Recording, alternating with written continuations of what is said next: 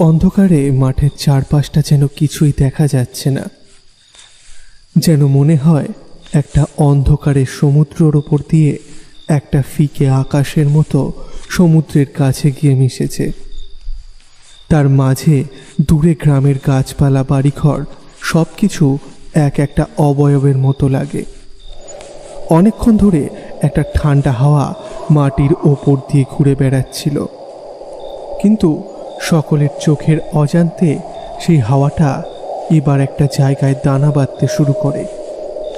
ধীরে ধীরে ঘূর্ণিঝড়ের মতো একটা ঝড় মাঠের উত্তর প্রান্ত থেকে এগিয়ে আসতে থাকে পশ্চিম প্রান্তের দিকে।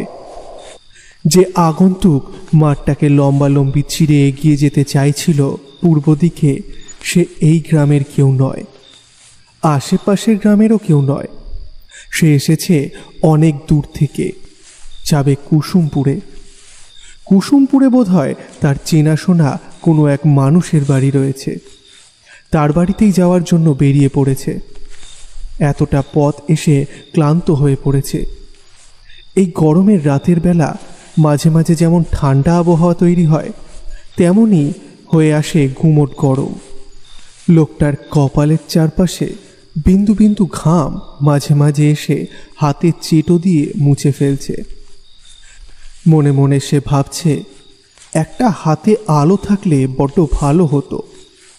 এই মাঠের পথে আর কিছু না থাক, যদি সাপ কিংবা অন্য কোনো রাত্রেবেলার নিশাচরের মতো কিছু একটা বেরিয়ে আসে। তাই খুব সাবধানে গ্রামের মাঝখান দিয়ে পায়ে চলার মেটো পথটা ধরে এগিয়ে যাচ্ছিল। দুপাশে ঘাসের জমির ওপর থেকে একটু একটু ঠান্ডা ভাব বেরিয়ে আসতে থাকে মাঝে মাঝে। মাঠের পাশের জঙ্গল থেকে ঝিঝি পোকার ডাক ভেসে আসছে। হঠাৎ বহু দূর কোথাও শেয়াল ডেকে উঠল, কিন্তু গরমকালে তো শেয়াল ডাকে না। শেয়ালটার বোধহয় মতিভ্রম হয়েছে, তাই দিনকাল ভুলে গিয়ে কোনো এক অজানা কারণে ডেকে উঠেছে ওইভাবে হুক্কা হুয়া করে। লোকটা নিজের মতোই হেঁটে চলল। তার মাথায় বোধহয় রাজ্যের চিন্তা। গোটা শরীরটা একটু বিশ্রাম চাইছে। দুমুঠো খাবার পেটে পুড়ে কোনো রকমে একটা ঠান্ডা মাটির মেঝের ওপরে শুয়ে পড়তে পারলে ভালো হতো। মাঝে মাঝে তার বোধহয় মনে হচ্ছিল, আশেপাশে দু একটা ঘর থাকলে সেখানেই না হয় বিশ্রাম নেওয়া যাবে। কিন্তু আজকাল অজানা অচেনা পথিককে কেউ বাড়িতে আশ্রয় দিতে ভয় পায়, কারণ গ্রামের চারপাশে তো অনেক ডাকাতের আস্তানা। এই তো তাদের গ্রামেই তো একবার রাতে একজন। তার ভাবনাটা মাঝপথেই থেমে গেল। যে হাওয়াটা ঘূর্ণিঝড়ের মতো পশ্চিম দিকে ধুয়ে আসছিল, সেই হাওয়াটার একটা শব্দ সে যেন শুনতে পাচ্ছে। আকাশে কিন্তু মেঘ কোথাও নেই, চারপাশটা শান্ত, অথচ তার মধ্যে ওই হাওয়ার শব্দটাই শুধু। লোকটা এবার একটু চমকে উঠে তাকালো মাঠের উত্তর দিকের অন্ধকারের দিকটায়। ভালোভাবে বোঝা যায় না, তবে লোকটা এই সন্ধ্যা থেকে একই দিকে হেঁটে চলেছে, তাই তার দিক সম্পর্কে একটা জ্ঞান জন্ম নিয়েছিল। কিন্তু এই মাঠের মধ্যে একবার দিক ভুল হলে সে কোথায় গিয়ে পড়তে হবে তা সে জানে না। মাঠটা নেহাত ছোট নয়, একপাশে দাঁড়ালে দিনের বেলাতেও ওপারে সব কিছু ভালোভাবে বোঝা যায় না। মাঠের কি যেন একটা নাম আছে, অনেক চেষ্টা করেও লোকটা সেটা মনে করতে পারছিল না। এবার কিন্তু ঘূর্ণিঝড়ের মতো হাওয়াটা আস্তে আস্তে তার দিকে এগিয়ে আসতে থাকলো। আর অন্ধকারের মধ্যেই লোকটার মনে হলো, এতক্ষণ ধরে যে ফাঁকা মাঠের মধ্যে দিয়ে সে হেঁটে চলেছিল, সেই মাঠটা এখন আর শূন্য নয়। তার আশেপাশে কে যেন এসে দাঁড়িয়েছে। ঘূর্ণিঝড়টা যেমন আচমকা এসেছিল, তেমনি আচমকা কোথায় যেন হারিয়ে গেল। বাতাসের গায়ে কান পাতলে আর কিছুই শোনা যায় না। একটু পরে একটা অদ্ভুত গন্ধ আসছিল লোকটার নাকে। এমন একটা অদ্ভুত গন্ধ তো এতক্ষণ পাওয়া যাচ্ছিল না। তাহলে কি আশেপাশে কোথাও শ্মশান রয়েছে? একটা কেমন যেন মাংস পোড়া গন্ধ আসছে না? মানুষের ষষ্ঠেন্দ্রিয় মাঝে মাঝে তাদের অনেক কিছু জানান দিয়ে যায়, কিন্তু সেই সাবধানবাণী মানুষ সবসময় বুঝতে পারে না। লোকটার ষষ্ঠেন্দ্রিয় বারবার প্রাণপণে চিৎকার করে যেন তাকে বলতে চাইছিল, ফিরে যাও, ফিরে যাও, আর সামনে যেও না, ফিরে যাও, ফিরে যাও, সামনে বিপদ আছে। কিন্তু নিজের ষষ্ঠেন্দ্রিয়ের কথা বুঝতে না পেরে লোকটা তবুও সামনের দিকে এগিয়ে যাচ্ছিল। ঠিক তখনই সে বুঝতে পারল তার ডান পাশে কেউ একটা এসে দাঁড়িয়েছে। চারপাশটা অন্ধকার হলেও আকাশটা কেমন যেন সাদাটে হয়ে রয়েছে, আর সেই সাদাটে আলোতে ডান পাশে এসে দাঁড়ানো একটা ছায়ামূর্তিকে দেখতে পেল লোকটা। একবার ভয় পেলেও মনে হলো গ্রামের কোনো লোক হলেও হতে পারে, তাই গলা চড়ে বলল, কে ওখানে? কে দাঁড়িয়ে? লোকটা হয়তো ভেবেছিল গ্রামের কোনো লোক এসে দাঁড়িয়েছে সেখানে, তার কথার উত্তর দেবে, কিন্তু তার বদলে একটা অদ্ভুত ব্যাপার হলো। একটু আগে যে ছায়ামূর্তিকে সে দেখতে পেয়েছিল সে যেন অন্ধকারের মধ্যে কোথাও উধাও হয়ে গেল। কোনো কথাই সে শুনতে পেল না, তার বদলে একটা ফিসফিস শব্দ সে শুনতে পেল। যেন মনে হলো গোটা মাঠ জুড়ে অনেক ছোটাছুটি শুরু হয়েছে, আর তাদের ফিসফিসানি গুঞ্জন তার কানে এসে ঢুকছে। কিন্তু এতক্ষণ তো মাঠটা শূন্য মনে হচ্ছিল, তাহলে এই মাঠে হঠাৎ করে কারা এসে দাঁড়িয়েছে? ব্যাপারটা মনে হতেই লোকটা এইবার প্রথমবারের মতো ভয় পেল। তার মনে হতে লাগলো তার চারপাশে অদৃশ্য কারা যেন ঘুরে বেড়াচ্ছে আর তার দিকে নজর রেখে চলেছে। তাদের ফিসফিস শব্দ মাঝে মাঝে শুনতে পাচ্ছে, কিন্তু তারা কি বলছে তা বুঝতে পারছে না। একটু আগের পাওয়া সেই মাংস পোড়ার মতো গন্ধটা এবার যেন তীব্রভাবে এসে তার নাকে ঝাপটা মারল। অন্ধকারের চারপাশে তাকিয়ে ভালোভাবে কিছুই বোঝা যায় না। লোকটা এদিক ওদিক ঘুরে দেখতে দেখতে পথের দিশাও হারিয়ে ফেলেছিল। এইবার লোকটা কেমন যেন বিভ্রান্ত হয়ে পড়ল। তার মনে হচ্ছিল তার আশেপাশে কারা যেন আস্তে আস্তে জড়ো হতে শুরু করেছে। এবার সে আর নিজেকে ধরে রাখতে পারল না। প্রবল একটা চিৎকার তার মুখ থেকে বেরিয়ে এলো, কারণ এতক্ষণে সে দেখতে পেয়েছে আশেপাশে অদৃশ্য যারা জড়ো হচ্ছিল তারা কেমন যেন কালো ছায়ামূর্তির মতো এসে দাঁড়িয়েছে। সে যে কোনো একটা দিক লক্ষ্য করে দৌড়তে শুরু করলো, কিন্তু বুঝতে পারল পেছনের দিক থেকে ঝড়ের মতো কারা যেন এগিয়ে আসছে তার দিকে। তার সাথে এতক্ষণ ধরে যেটা শুনতে পায়নি সেটা এবার শুনতে পেয়েছে। পেছন থেকে একসাথে অনেকগুলো মানুষের অট্টহাসি যেন ভেসে আসতে লাগলো তার দিকে।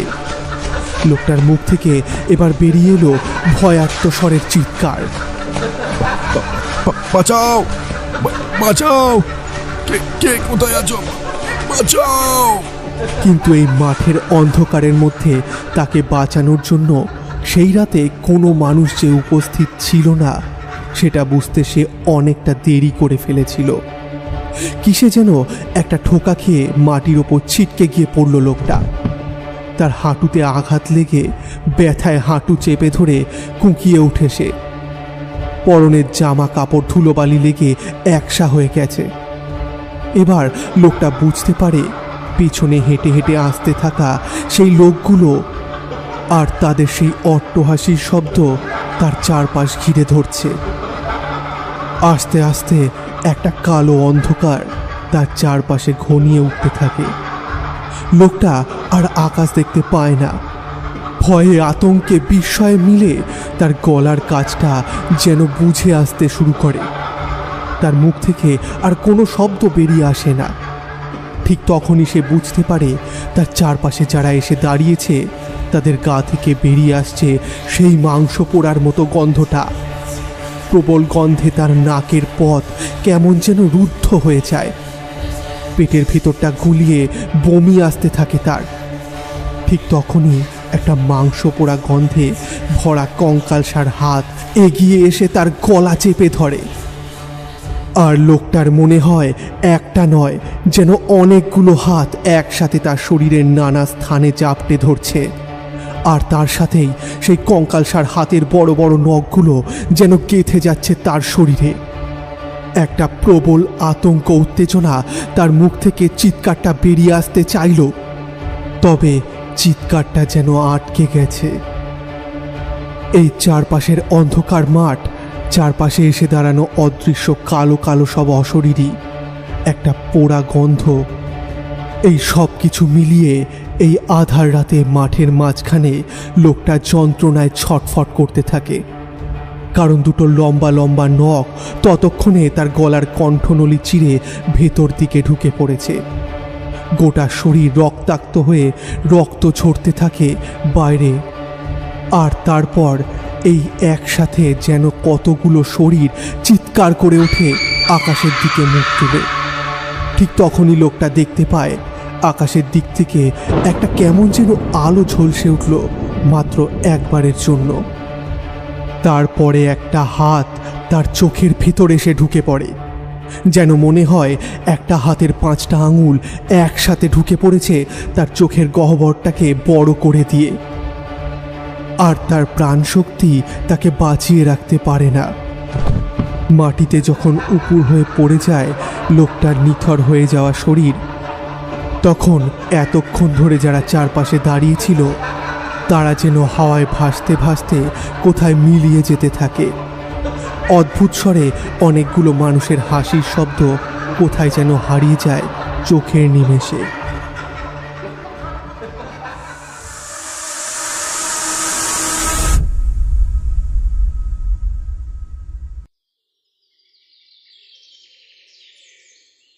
আজ আবার গোপালপুর যেতে হবে।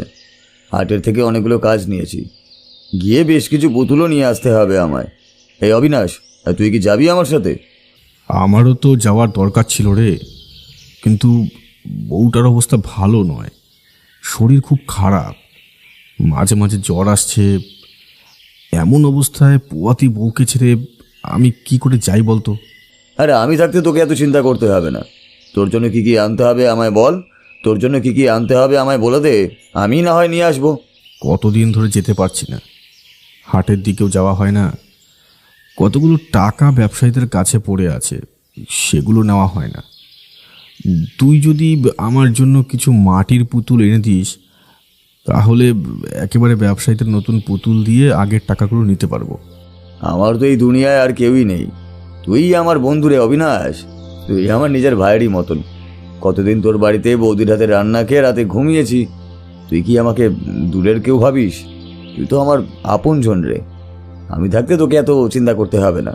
আমি তোর জন্য পুতুল নিয়ে আসবো, আর হাটে গিয়ে ব্যবসায়ীদেরকে আমি নিজেই দিয়ে আসবো। তোকে কিচ্ছু করতে হবে না, তুই শুধু আমাকে হিসাবটা বলে দিবি। অবিনাশের চোখে কেমন যেন জল জমতে শুরু করে। কাঁধে ফেলা গামছা দিয়ে মুখটা মুছে একটু ধরা গলায় অবিনাশ বলে, না রে বিজয়, তোকে তো আমি কখনো পর মনে করিনি, তুই তো আমার আপন। এখন সকাল সকাল বেরিয়ে পড়, বুঝলি, না হলে আবার ফিরতে রাত হয়ে যাবে। হ্যাঁ, এই তো সব গুছিয়ে নিয়েছি। তোর জন্য কি কি আনবো বল। বিজয়ের বাড়ির দাওয়ার কাছে বসে অবিনাশ তাকে সমস্ত কিছু বুঝিয়ে দেয়। ছেলেটা অবিনাশকে নিজের ভাইয়ের মতো দেখে, সেটা অবিনাশ জানে। আর আজ সে সেটা আরও একবার প্রমাণ করল। অবিনাশ তাকে ভালো করে সব কিছু বুঝিয়ে দিতেই বিজয় দুটো বড় বড় ব্যাগ হাতে নিয়ে বেরিয়ে পড়ে। কোমরের কোটে বেঁধে রাখা বেশ কিছু টাকা পয়সা, অগ্রিম কিছু টাকা দিয়ে আসতে হবে। 2 গ্রাম পাশে গোপালপুরে মাটির খেলনা তৈরি হয়। সেই খেলনা অল্প পয়সায় কিনে এনে তারপর 3 গ্রাম দূরে নসিবপুরের হাটে ব্যবসায়ীদের কাছে বিক্রি করে আসে বিজয় আর অবিনাশ। এতে যা সামান্য পয়সা থাকে তাতে কোনো রকমে চলে যায়। আসলে ওদের দুজনেরই ধানের বেশ জমি রয়েছে। সেই জমিতে চাষের কাজ ওরা নিজেরাই করে, আর এই কাজটা হলো চাষের পাশাপাশি করা একটা অন্য কাজ। তাই যা আসে তাই সই। বিজয়কে রওনা করে দিয়ে অবিনাশ তার বাড়িতে ফিরে যায়। বউটা দেখতে দেখতে কেমন যেন দুর্বল হয়ে পড়ছে। তার পেটটা অনেক বেশি ফুলে উঠেছে। মাঝে মাঝেই মনে হয় এই বোধহয় তার যন্ত্রণা উঠল। পাশের পাড়ার ভাইকে বলাই রয়েছে, যখনই প্রয়োজন হবে তার বাড়িতে কাউকে পাঠিয়ে দিলে সে চলে আসবে। অবিনাশ সবসময় ভগবানকে ডাকে আর বলে এবারে তাদের সন্তানটা যেন বেঁচে যায়। আগেরবার তার মরা সন্তান হয়েছিল, তাই নিয়ে তার আর তার বউয়ের বড় দুঃখ। এবার যেন তেমন কিছু না হয়।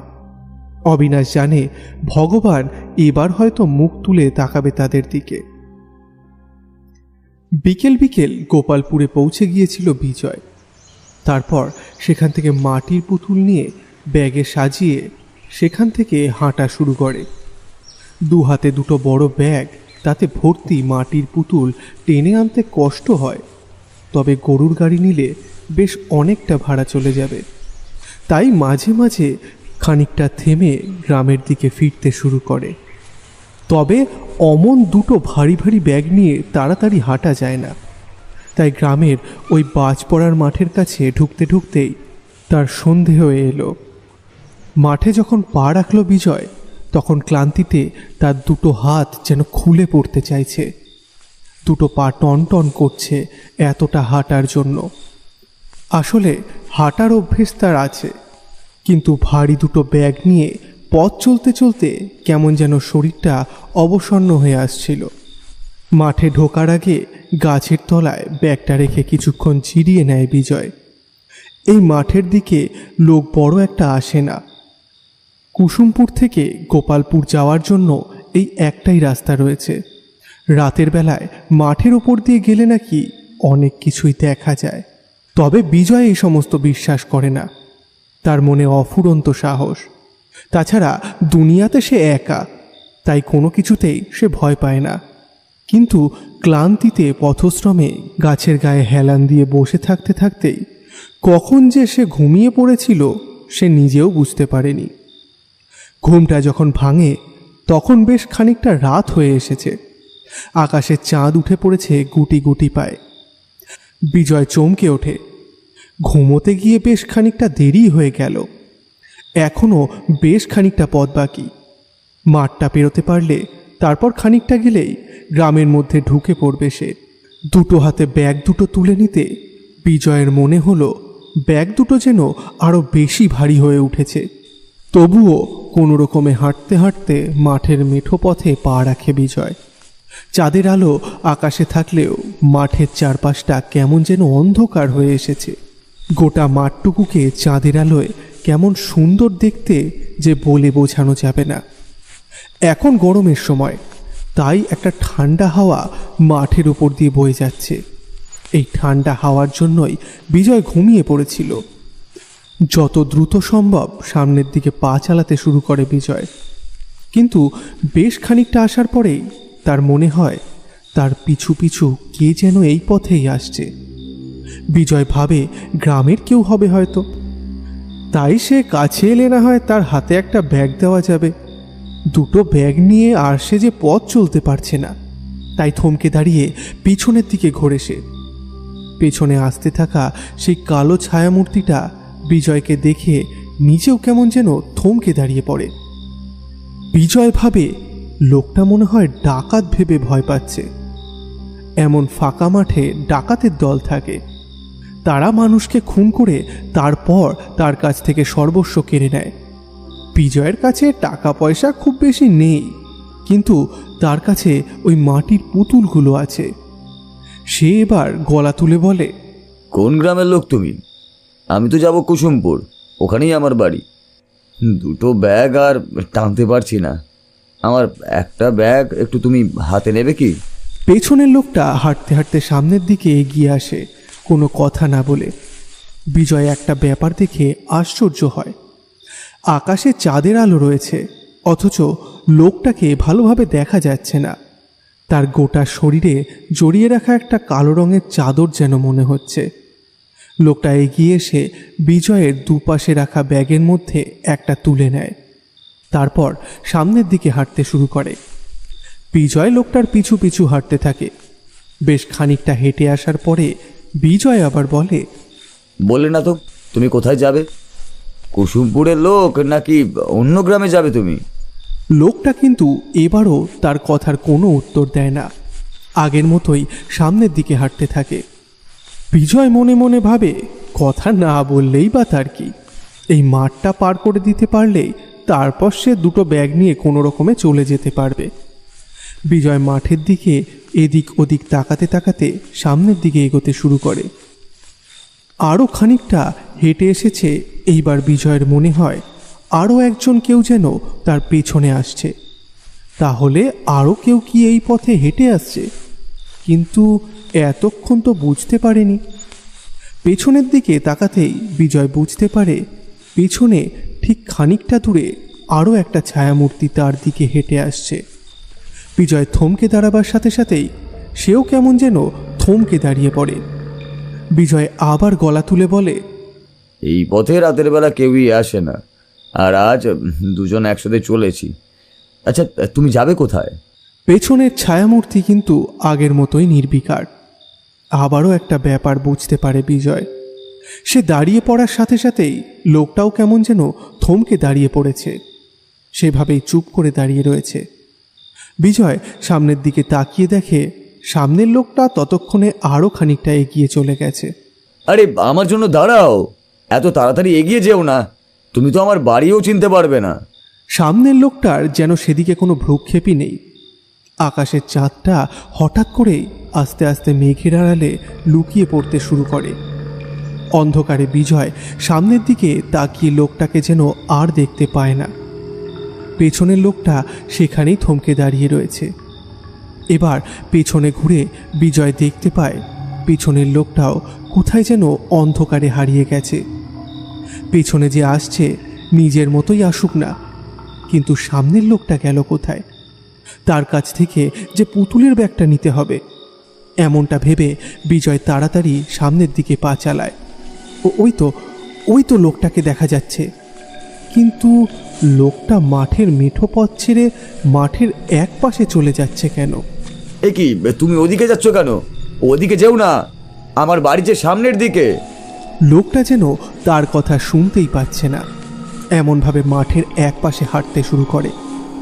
বিজয় যত তাড়াতাড়ি সম্ভব সামনের দিকে এগোনোর চেষ্টা করে, কিন্তু হাতে একটা ভারী ব্যাগ থাকায় খুব দ্রুত সামনের দিকে যেতে পারে না। লোকটা ততক্ষণে আরও এগিয়ে গিয়ে অন্ধকারের মধ্যে কোথায় যেন ঢুকে পড়েছে। বিজয় এবার ভয় পায়, লোকটা কি তাহলে ওর মাটির পুতুলগুলো চুরি করার জন্যই এসেছিল? বিজয়ের কেমন যেন ভয় হতে শুরু করে। যে ব্যাগটা বিজয় লোকটার হাতে দিয়েছিল তাতে অবিনাশের পুতুলগুলো রয়েছে। অবিনাশ তার কথা বিশ্বাস করবে না, মাঝখান থেকে তার উপর সন্দেহ করে বসতে পারে। এতগুলো টাকার জিনিস। এই দাঁড়াও, কোথায় যাচ্ছ? এই দাঁড়াও বলছি। বিজয়ের বলা কথাগুলো শূন্য মাঠের মধ্যে যেন ছড়িয়ে পড়তে শুরু করেছে চারপাশে। কেউ কোথাও নেই, কিন্তু লোকটা গেল কোথায়? লোকটাকে যেদিকে যেতে দেখেছিল সেদিকেই হাঁটতে হাঁটতে এগিয়ে যেতে শুরু করলো বিজয়। তারপর হঠাৎ করে পায়ে কিসে যেন ঠোকর খায় সে। কোনো রকমে মাটিতে পড়ে গিয়ে সামলে নেয় নিজেকে। তারপরেই বুঝতে পারে যেটাতে সে ঠোকর খেয়েছে সেটা আসলে একটা ব্যাগ, আর সেই ব্যাগের মধ্যেই রয়েছে মাটির পুতুল কতগুলো। তাহলে লোকটা কি ব্যাগটা রেখে কোথাও চলে গেছে? বড় অদ্ভুত লাগে বিজয়ের।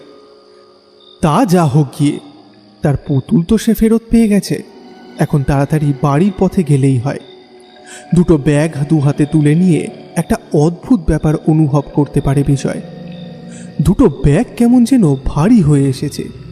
কোনো মতে সেই ব্যাগ দুটো নিয়ে সামনের দিকে এগিয়ে যেতে সে আর পারছে না।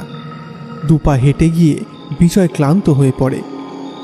দুটো ব্যাগ মাঠের ঘাসের ওপরে রেখে মাটিতে বসে হাঁপাতে থাকে সে। আর ঠিক তখনই বুঝতে পারে অন্ধকারে একটা লোক এসে দাঁড়িয়েছে ঠিক তার সামনে।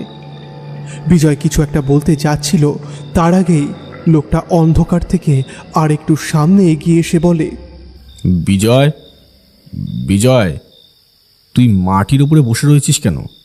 আয়, উঠে আয়। অবিনাশ, তুই এখানে কি করে? তোর বাড়িতে গিয়েছিলাম, গিয়ে দেখি তুই এখনো ফিরে আসিসনি। তাই ভাবলাম তোর দেরি হচ্ছে হয়তো দুটো ব্যাগ নিয়ে আসতে, তোর বড্ড কষ্ট হবে, তাই খানিকটা এগিয়ে এলাম।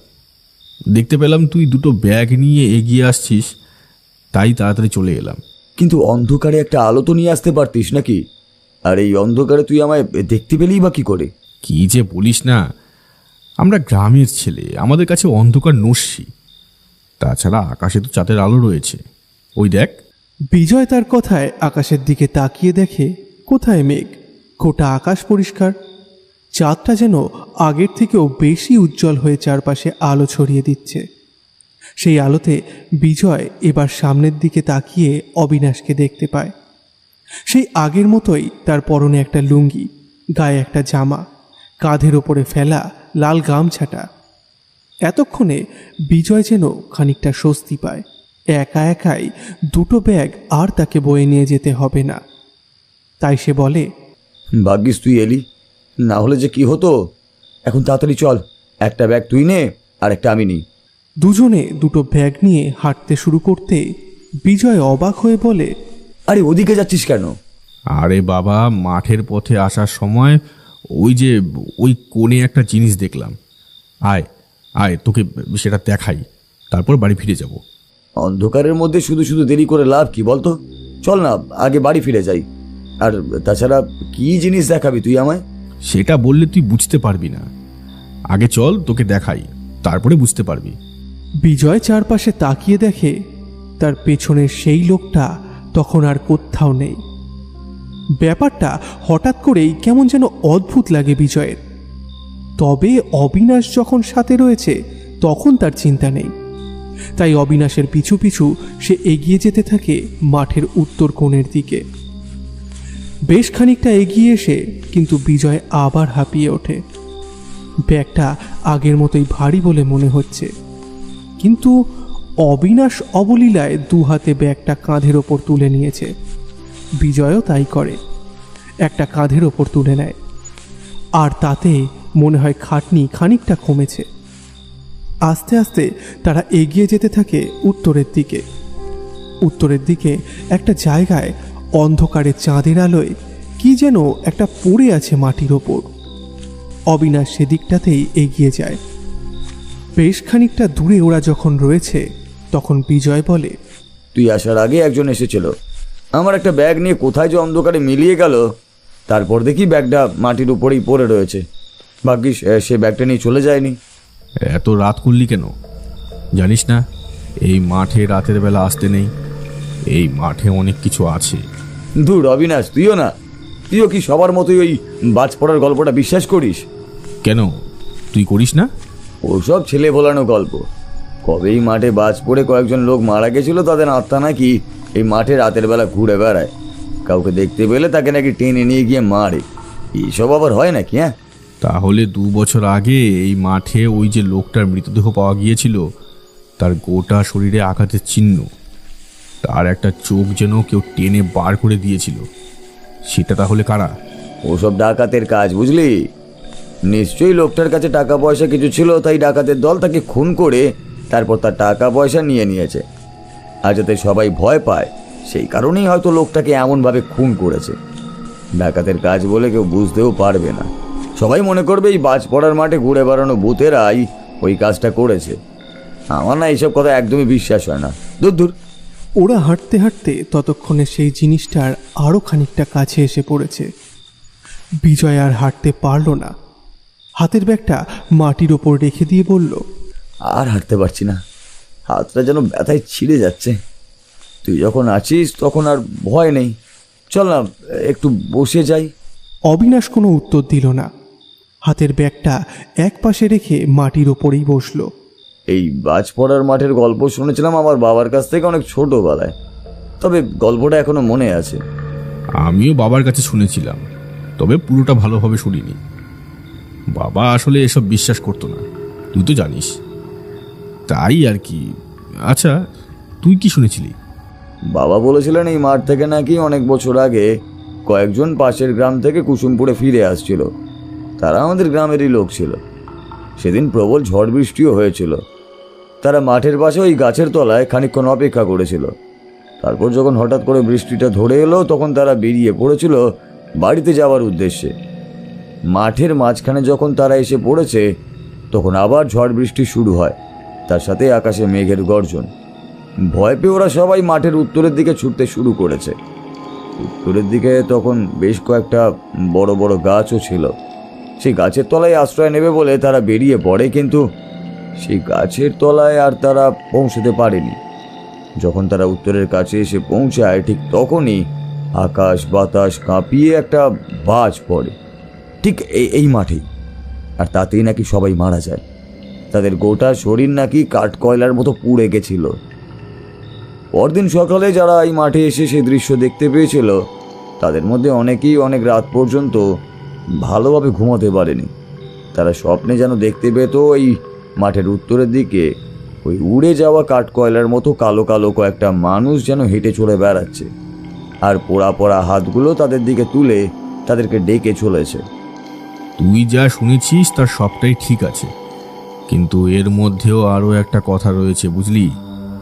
সেদিন যখন ওই লোকগুলো মাঠের মাঝখান থেকে বাড়ির দিকে দৌড়তে শুরু করে তখন কিন্তু তারা ভয় পেয়ে উত্তরের দিকে আসেনি। তাদের পেছনে পড়েছিল ডাকাত। ডাকাতের ভয়ে ওরা ছুটতে ছুটতে অন্ধকারের মধ্যে পথ ভুল করে এসে পড়েছিল উত্তরের দিকে। ডাকাতেরা তাদের ওপর হামলা করে তাদের ওইখানেই খুন করে। তারপর তাদের কাছ থেকে সমস্ত কিছু কেড়ে নেয়। ওই মানুষগুলোর মধ্যে একজন ছিল ব্রাহ্মণ। সে জীবনে কোনোদিন কোনো অন্যায় কাজ করেনি, সব সময় মানুষের ভালো করে এসেছে, সব সময় ভগবানের পুজো করেছে। গ্রামের লোকে বলতো সে নিজের মুখে যা বলে সে কথাই নাকি লেগে যায়। মৃত্যুর আগের মুহূর্তে একটা ধারালো ভোজালি দিয়ে ডাকাতের দল যখন তার একটা হাত কেটে নিয়েছিল তখন সে তার ডান হাত সামনের দিকে তুলে অভিশাপ দিয়ে বলেছিল যে তোরা কেউ এই মাঠ থেকে বের হতে পারবি না, তোদের সবাইকে এই মাঠেই থাকতে হবে, বন্দি হয়ে সারা জীবনের মতো বন্দি হয়ে থাকতে হবে। অভিশাপ দেওয়ার পরে সেই ব্রাহ্মণ মারা যায়। ডাকাতের দল ব্রাহ্মণের মুখের কথা শুনে সবাই মিলে হা হা করে হেসে উঠেছিল। তারপর ভোজালির এক কোপে ব্রাহ্মণের মাথাটা ধর থেকে আলাদা করে দিয়েছিল। প্রত্যেকটা মানুষকে খুন করেছিল ওরা। ওই দলে ছিল 7 জন, আর ডাকাতের দলেও ছিল 7 জন। ডাকাতের দল ওদের মেরে সর্বশেষ লুট করে যখন ফিরে যাওয়ার জন্য পা বাড়িয়েছে ঠিক তখনই আকাশ থেকে বিদ্যুৎটা নেমে আসে মাঠের উপরে। ওই ব্রাহ্মণের অভিশাপের জন্যই হোক কিংবা অন্য কোনো কারণে হোক ওই মাঠ থেকে কেউ বেরোতে পারেনি। সবাই জানে ওই 14 জনই ছিল গ্রামের লোক, কিন্তু আসলে 7 জন গ্রামের লোক আর 7 জন ছিল ডাকাত। সবাই পুড়ে এমনভাবে ছাই হয়ে গিয়েছিল যে তাদের কাউকে আর চেনা সম্ভব নয়। গ্রামের লোকেরাও তাই আর কিছু বুঝে উঠতে পারেনি। বিজয় মন দিয়ে শুনছিল এই কথা। এমন কথা কিন্তু সে এর আগে গ্রামের কারোর কাছে শোনেনি। হঠাৎ করেই বিজয়ের একটা কথা মনে পড়ল। অবিনাশ তার বাবার কাছে এই গল্পগুলো শুনল কোত্থেকে? বিজয় যতদূর জানে অবিনাশের বাবা মারা গেছে ছোটবেলায়। অবিনাশকে মানুষ করেছে তার মা। তার বাড়িতে তার বৃদ্ধ মা আর বউ রয়েছে। অবিনাশের বাবার কাছ থেকে অবিনাশ গল্প শুনতেই পারে না, কারণ তখন অবিনাশ অনেক ছোট। অবিনাশের বাবা সাপের কামড়ে মারা গিয়েছিল। কিন্তু তাহলে অবিনাশ কিন্তু তখনও বলেই চলেছে। সেদিনের পর থেকে ওই মাঠে ওই 7 জনের আত্মা বন্দী হয়ে থেকে যায়। গ্রামবাসী যারা ছিল তাদের জন্য তাদের বাড়ির লোক শান্তি সস্তায়, এমনকি তাদের আত্মার উদ্দেশ্যে শান্তি কামনা করেছিল। তাই তারা সবাই মুক্তি পেয়ে যায়, কিন্তু ওই 7 জন ডাকাতের দলের আত্মা মুক্তি পায়নি। তারা এই মাঠেই আজও ঘুরে বেড়ায়। রাতের অন্ধকারে কাউকে সামনে পেলে তাকে ভুলিয়ে নিয়ে গিয়ে খুন করে। তাদের একটা অদ্ভুত ক্ষমতা আছে জানিস? আসলে এত বছর ধরে বন্দী হয়ে আছে বলে তারা অনেক ক্ষমতাশালী হয়ে উঠেছে। তারা চাইলেই যে কারোর রূপ ধরতে পারে। তুই মাঠের মধ্যে দিয়ে হেঁটে আসছিস, হয়তো দেখলি তোর সামনে একটি মেয়ে দাঁড়িয়ে রয়েছে, আবার চোখের পলকে সেই মেয়েটা বদলে গেল একটা মানুষ রূপে। কিন্তু তুই এত কিছু জানলি কি করে? আর তোর বাবার কাছ থেকে তুই এই গল্প শুনলি বা কবে? তুই যখন খুব ছোট ছিলি তখনই তো তোর বাবা মারা গিয়েছিল। এত বছর আগের কথা তোর মনে আছে? আর আমি যতদূর জানি তোর বাবা মা সকলে এই বাজ পড়ার মাঠের গল্পটা বিশ্বাস করতো। তাহলে তুই বা বললি কেন যে তোর বাবা বিশ্বাস করতো না? চাঁদটা এবার মেঘের আড়ালে লুকিয়ে পড়েছে। চারপাশটা কেমন যেন অন্ধকারে ছেয়ে গেছে। হঠাৎ করেই একটা মাংস পোড়া গন্ধ বিজয় পেতে শুরু করে। অবিনাশ তার দিকে তাকায়। অন্ধকারে তার চোখ দুটো কেমন যেন জল জল করছে। তার মুখের মধ্যে সাদা দাঁতের পাটি এই অন্ধকারেও পরিষ্কার দেখা যাচ্ছে। আমি জানি, কারণ ওই ডাকাত দলের মধ্যে যে আমিও ছিলাম। আমি তো ওই ব্রাহ্মণের মাথাটা ধর থেকে আলাদা করে দিয়েছিলাম। তারপর যখন আমরা ফিরবার জন্য পথ ধরি, হঠাৎ করেই একটা বাজ আমাদের পাশে পড়ে। তারপরে আর কিছু মনে নেই। যখন আবার বুঝতে পারি, আমি তখন দেখি আমাদের শরীরটা কেমন যেন হালকা হয়ে এসেছে। আমরা 7 জন তখন থেকে এই মাঠে থাকি। রাতের বেলায় মাঠ থেকে একা কেউ গেলে তাকে আর বাড়িতে ফিরতে দিই না। বিজয় ততক্ষণে ভয়ে কাঁপতে শুরু করেছে, কারণ তার পাশে বসে থাকা অবিনাশের গলাটা কেমন যেন বদলে যাচ্ছে। তার গলাটা এখন কেমন যেন অদ্ভুতুরে বলে মনে হচ্ছে, খানিকটা খনা আর খানিকটা গম্ভীর। বিজয় ভয়ে কাঁপতে কাঁপতে দুটো হাত মাটির ওপরে ভর দিয়ে পিছন দিকে সরতে শুরু করে। অবিনাশ আবার বলে ওঠে, তোকে একটা জিনিস দেখাবো বলেছিলাম না? আয়, এদিকে আয়। বলেই অবিনাশের মতো সেই লোকটা উঠে দাঁড়িয়ে উত্তর দিকে হাঁটতে শুরু করে, যেখানে একটু আগে অন্ধকারে কি যেন একটা পড়ে থাকতে দেখেছিল বিজয়। সেদিকেই বিজয় দেখতে পায় একটা গোটা শরীর কাঁপতে শুরু করেছে এর মধ্যে। তবুও কোনো একটা আকর্ষণ তাকে মাটি থেকে তুলে ধরে। তারপর হাঁটতে হাঁটতে সেই লোকটার পিছু পিছু এগিয়ে যায় সে উত্তর দিকে। লোকটা ততক্ষণে অন্ধকারের মধ্যে পড়ে থাকা সেই জিনিসটার কাছে এসে দাঁড়িয়েছে। বিজয় তার থেকে কয়েক হাত দূরে এসে দাঁড়ায়। লোকটার সামনের দিকে ঝুঁকে কি যেন একটা করছে। তারপর উঠে দাঁড়িয়ে খানিকটা পাশে সরে গিয়ে বলে, একবার সামনে এসে দেখ তো, চিনতে পারিস নাকি? বিজয়ের গোটা শরীর তখন ভয়ে কাঁপতে শুরু করেছে। একটা চিৎকার তার গলা পর্যন্ত এসে থমকে গেছে যেন। কাঁপা কাঁপা পায়ে খানিকটা এগিয়ে গিয়ে মাথা নিচু করতেই বিজয় বুঝতে পারে সেখানে একটা মানুষের শরীর পড়ে রয়েছে, কিন্তু তার গলার গামছাটা যেন তার চেনা। লাল রঙের একটা গামছা সবসময় অবিনাশের গলাতে সে দেখতে পেত। আর অন্ধকারে ঠিক তখনই কোনো একটা আশ্চর্য উপায়ে আকাশের চাঁদটা মেঘের আড়াল থেকে বাইরে বেরিয়ে আসতে শুরু করে। বিজয় সামনের দিকে ঝুঁকে পড়ে দেখতে পায় অবিনাশের মুখের দুটো চোখ বিস্তৃত হয়ে বাইরের দিকে বেরিয়ে আসতে চাইছে যেন। গালের কাছে একটা গভীর ক্ষতচিহ্ন, সেখান থেকে তখনও রক্ত বেরিয়ে আসছে। বিজয় চিৎকার করে বলে ওঠে, অবিনাশ, অবিনাশ, এই তোর কি হলো?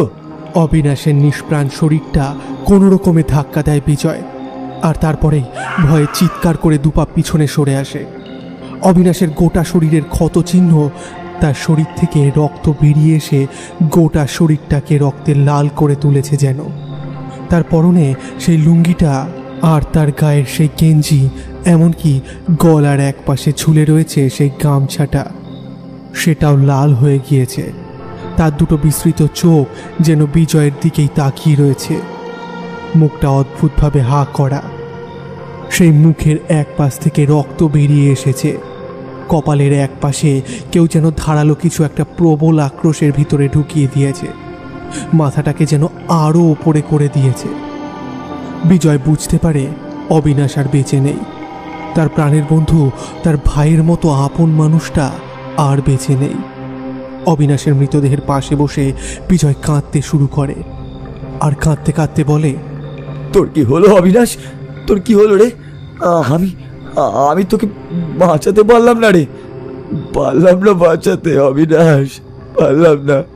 ধীরে ধীরে কান্নাটা কমে এলে বিজয়ের হঠাৎ করে সেই লোকটার কথা মনে পড়ে যায়, যাকে সে অবিনাশ ভেবেছিল। কিন্তু চারপাশে তাকিয়ে চাঁদের আলোয় কাউকে দেখতে পায় না। বিজয়ের মনে হয় আর একটু আগে যেখানে মাঠের পাশে জঙ্গলটা শুরু হয়েছে, সেখানে একটা গাছের তলায় অন্ধকারে কয়েকটা ছায়ামূর্তি দাঁড়িয়ে। বিজয় ভালো করে না দেখেও বুঝতে পারে সেখানে দাঁড়িয়ে রয়েছে 7টা ছায়ামূর্তি। ঠিক তখনই সেদিক থেকে যেন সমস্বরে অনেকেই খ্যাক খ্যাক করে হেসে ওঠে। বিজয় ভয় পেয়ে সেখান থেকে উঠে দাঁড়ায়, তারপর ছুটতে শুরু করে কুসুমপুর গ্রামের দিকে। কিন্তু মাংস পোড়া গন্ধটা তখন বাড়তে শুরু করেছে। বিজয় পিছনের দিকে তাকিয়ে দেখতে পায় ছায়ামূর্তিগুলো তার দিকে এগিয়ে আসছে। খানিকটা এগিয়ে গিয়ে কিসের যেন একটা ধাক্কা খায় বিজয়। ধাক্কা খেয়ে ছিটকে পড়ে পেছনের দিকে, তারপর সামনের দিকে তাকিয়ে দেখতে পায় তার সামনে এসে দাঁড়িয়েছে একটা ছায়ামূর্তি। বিজয় ধাক্কা খাওয়ার সাথে সাথেই বুঝতে পেরেছিল তার শরীরটা কেমন যেন বরফের মতো ঠান্ডা হয়ে রয়েছে। বিজয় মাটিতে ছিটকে পড়ে হাত জোর করে বলতে থাকে, আমায় ছেড়ে দাও, আমাকে ছেড়ে দাও, আমায় মেরো না, মেরো না আমাকে, আমাকে ছেড়ে দাও বলছি। কিন্তু তার কথা শোনার মতো সময় তখন ছায়ামূর্তিদের নেই। তারা বিজয়কে গোল করে ঘিরে ফেলেছে। তারপর অদ্ভুত একটা ভঙ্গিতে বিজয়ের চারপাশে গোল করে ঘুরতে থাকে। বিজয় বুঝতে পারে চাঁদের আলোতেও তাদের স্পষ্টভাবে দেখা সম্ভব নয়। কালো কালো ছায়ামূর্তি ছাড়া তারা আর কিছুই নয়। বিজয়ের চোখ ফেটে জল আসতে থাকে। গলার কাছে যেন একটা কান্নার দমক বারবার ঝলসে উঠছে। বিজয় এদিকে ওদিকে তাকায়, তারপর যেন বিজয়ের একটা ব্যাপার মনে হয়। অন্ধকারের 7টা ছায়ামূর্তি তাকে ঘিরে ধরেছে। তবে খানিকটা দূরে অন্ধকারে যেন আরেকটা ছায়ামূর্তি দাঁড়িয়ে রয়েছে। সেদিক থেকে একটা গলা ভেসে আসছে আবার, বিজয়, বিজয় তুই আমার ভাই, তুই আমার ভাই, আমি তোর কোনো ক্ষতি হতে দেব না, কোনো ক্ষতি হতে দেব না। বিজয় স্পষ্ট বুঝতে পারে এটা অবিনাশের গলা, কিন্তু তার গলাটা যেন বহুদূর থেকে ভাষা ভাষা স্বরে এসে ঢুকছে তার কানের কাছে। বিজয় মাটির ওপর বসে দুটো হাত দিয়ে তার মাথা চেপে ধরে, তারপর পাগলের মতো চিৎকার করতে করতে বলে, বাঁচা আমায়, বাঁচা অবিনাশ, আমি মরতে চাই না অবিনাশ, আমি মরতে চাই না, আমাকে বাঁচা। তোকে মরতে হবে না, তোকে মরতে হবে না, আমি আমি ভুল করেছি, তার শাস্তি আমি পেয়েছি, কিন্তু তোকে আমি মরতে দেব না বিজয়, মরতে দেব না। বিজয় বুঝতে পারে কোথা থেকে যেন একটা ঝোড়ো হাওয়া এগিয়ে আসছে তাদের দিকে। বিজয় নিজের চোখ বন্ধ করে, দুটো হাত দিয়ে মাথা চেপে ধরে। সেই ঝোড়ো হাওয়াটা তার গায়ে এসেও লাগে, আর তার সাথে সাথে একটা চিৎকার শুনতে পায় সে, যেন সমস্বরে একসাথে অনেকে মিলে চিৎকার করছে। চিৎকারটা শোনার সাথে সাথেই বিজয়ের মনে হয় তার চারপাশে ঘুরতে থাকা সেই 7টা ছায়ামূর্তি যেন তার কাছ থেকে সরে গিয়েছে। বিজয় কোনো রকমে চোখ খুলে সামনের দিকে তাকিয়ে দেখতে পায় একটা অদ্ভুত দৃশ্য। যেন মনে হয় মাঠের একপাশে অনেকগুলো ছায়ামূর্তি লড়াই করে চলেছে। তাদের মধ্যে একটা ছায়ামূর্তি বেশ খানিকটা বড়, বাকি 7টা ছায়ামূর্তি তার গায়ের উপর ঝাঁপিয়ে পড়ছে।